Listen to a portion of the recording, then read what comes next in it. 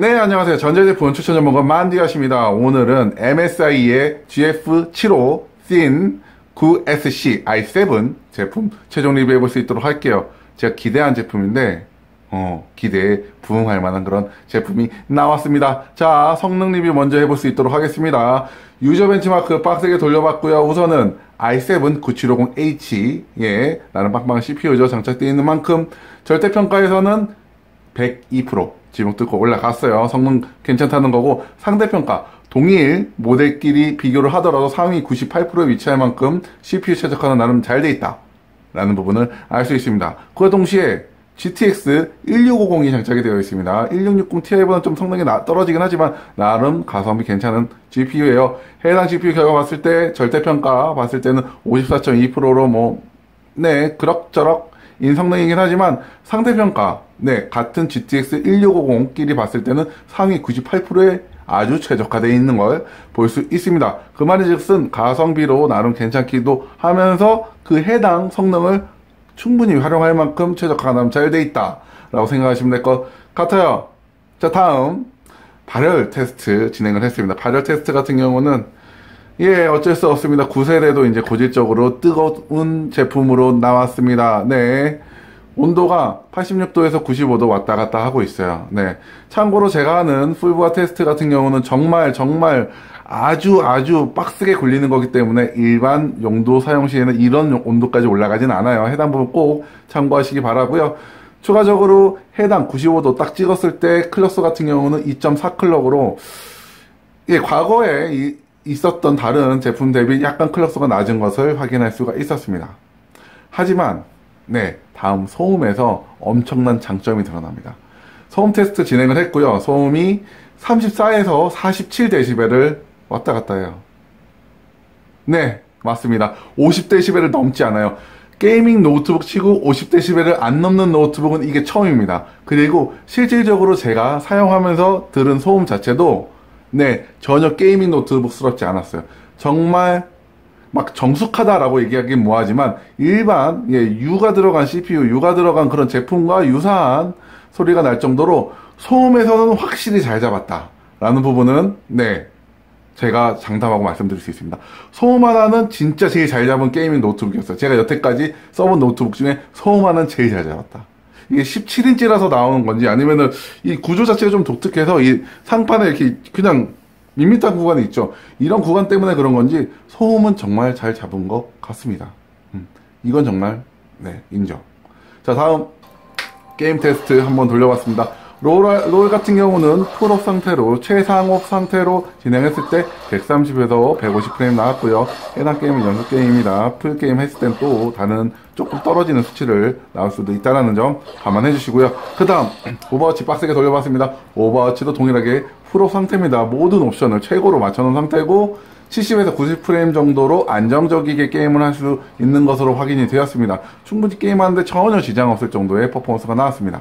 마지막으로 배그도 최상업, 울트라옵이죠. 울트라 옵션으로 진행을 했고 게임하는데 저는 개인적으로 지장은 없었어요. 총 맞아 죽긴 했지만 40에서 60프레임 정도 꾸준하게 나오는 걸 볼 수 있었습니다. 만약에 배그 같은 경우도 좀 더 빡세게 게임을 하시는 분들 같은 경우는 옵션 타입을 한다면 충분히 플레이 가능한 성능을 보이는 제품이다 라고 생각을 하시면 될 것 같아요. 자, 다음 모니터 17.3인치 광활한 모니터 sRGB 100% 당연히 지원하고요. 쨍한 화면에 전혀 일말의 불편함도 없이 아주 원활하게 사용하는 그런 괜찮은 성능의 디스플레이를 보여줬습니다. 화면이 크다는 것 자체가 주는 그 매력 그리고 그 효용성이 엄청나게 큰 것 같아요. 17인치인데 진짜. 자, 다음으로 배터리 이 부분이 조금 안타깝습니다. 게이밍 노트북에 배터리를 바라는 게 조금 불합리하긴 하지만 우선 유튜브 최대 밝기로 유튜브 무한재생 진행했을 때 2시간 34분 정도 나왔어요. 그래서 가능하다면 야외 작업을 할 때는 아답터를 꼭 들고 다니시라 라는 게 어떻게 보면은 꼭 필요한 사항이 될 것 같습니다. 이렇게 해서 성능 테스트 끝내볼 수 있도록 하고요. 이제 제가 내린 최종평가, 최종 리뷰 한번 해볼 수 있도록 하겠습니다. 늘 해왔다시피 장점, 단점, 그리고 어떤 분에게 추천을 하는지 뽑아봤어요. 첫 번째 장점, 17.3인치의 모니터. 얘가 17.3인치입니다. 그리고 이 아이가 제가 일전에 샀던 MSI 15인치 제품이고요. 사이즈가 심지어 얘가 높이가 더 작아요. 네, 17.3인치를 넣었음에도 불구하고 정말 이 슬림 베젤을 이용해서 콤팩트한 사이즈를 유지를 하고 있습니다. 네, 이 부분은 정말 장점이라고 생각을 합니다. 그와 동시에 2.2kg밖에 안 해요. 네, 일반적인 게이밍 노트북, 얘가 2.3kg인가 그러거든요. 게이밍 노트북은 2kg가 넘는 게 뭐 요즘은 가벼워진 것도 없지 않아 있긴 하지만 2kg다 라고 생각을 합니다. 그리고 17인치 넘어가면 2.5kg는 그냥 넘거든요. 그런데 17인치를 넣으면서도 불구하고 2.2kg를 유지한다는 것 자체는 정말 칭찬받아 마땅하다고 생각을 합니다. 네, 정말 그 부분은 칭찬받아 마땅하다고 생각을 합니다. 자, 그와 동시에 이건 꼭 짚고 넘어가야 돼요. 팬 소음이 이거 게이밍 노트북인가 싶을 정도로 정말 정숙해요. 네, 50dB를 넘지 않아요. 막 저번에 보면 60dB 넘는 게이밍 노트북 있고 했는데 이게 50dB를 넘지 않아서 이거를 당연히 도서관에서 게이밍 한다면 그거는 그렇고 옳은 방법은 아니긴 하겠지만 소음 때문에 눈치가 보일 정도는 솔직히 발생하지 않을 것 같아요. 네, 이거는 정말 구조적인 그런 설계적인 디자인 때문에 이런 소음을 나름 되게 잘 잡을 수 있었다고 우선은 예측을 해봅니다. 근데 정말 제가 리뷰했던 제품 중에 가장 정숙한 게이밍 노트북이었다라는 건 자신있게 말씀드릴 수 있을 것 같아요. 그래서 정말 소음이 덜한 게이밍 노트북을 생각하신다라고 생각하시면 이 제품 한번 필히 검토해 보시는 거를 추천드립니다. 마지막으로 옵션 그리고 확장성이 나름 괜찮아요. 해당 제품도 SSD도 교체할 수 있고 하드디스크도 추가할 수 있는 그런 제품입니다. 그렇기 때문에 여러분들이 원하시는 그런 확장성에 따라서 업그레이드도 가능한 점이 이 제품의 마지막 장점이 될 것 같습니다. 정말 MSI 같은 경우는 매번 리뷰할 때 느끼는 거지만 남다른 완성도가 있어요. 이게 뭐 완성도가 다 얘기하는 완성도 있잖아요. 빌드 퀄리티가 좋다 이런 거 말고도 뭔가 저도 그래서 MSI를 쓰는데, 뭔가 얘기하기가 애매하면서 그 MSI의 특색을 갖추고 있는 그런 완성도가 있습니다. 이 제품도 그런 완성도를 유지를 해주는 것 같아요. 네. 자, 그래도 단점은 찝어봐야죠. 첫 번째 단점. 배터리입니다. 네. 앞서 말씀드렸다시피 유튜브로 해서 풀받기로 했을 때 2시간 반밖에 안 돼요. 네. 밖에 자주 들고 다니고 오랜 배터리 타임을 원하신다면 해당 제품은 적당하지 않습니다. 뭐 게이밍 노트북이 다 그렇긴 하지만. 네. 그리고 두 번째 단점 발열이에요. 네, 뭐 8세대부터 못 잡긴 했지만 9세대도 역시나 발열은 잡기 어려운 것 같습니다. MSI 이 제품도 9750H가 장착이 되어 있기 때문에 그럴 거예요. 네, 95도까지 온도가 올라가는 것을 확인을 했습니다. 그래서 발열적인 측면.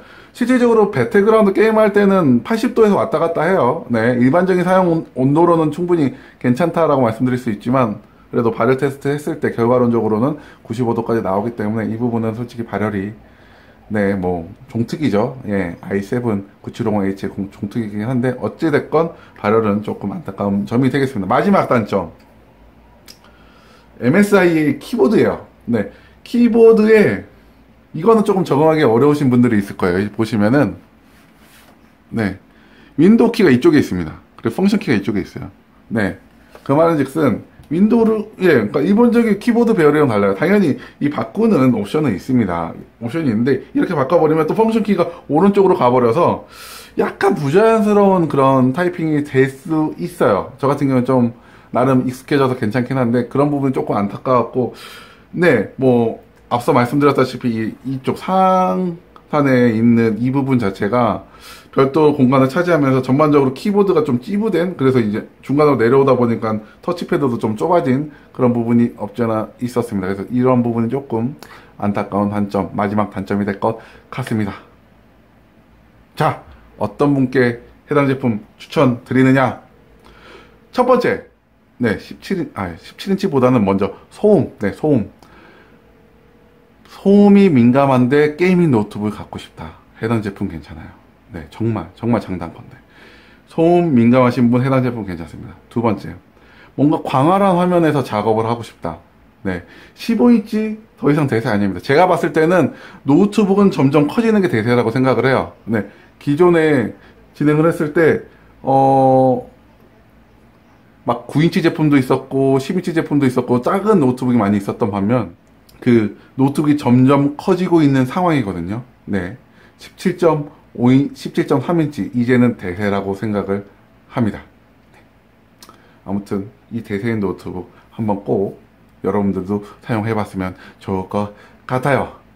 네, 아무쪼록 오늘 영상도 여러분이 현명한 소비를 하는데 도움이 되었으면 좋을 것 같고요. 좋아요와 구독은 사랑입니다. 네, 그럼 남은 하루 행복하시고 이상 만지셨습니다. 그럼 뿅!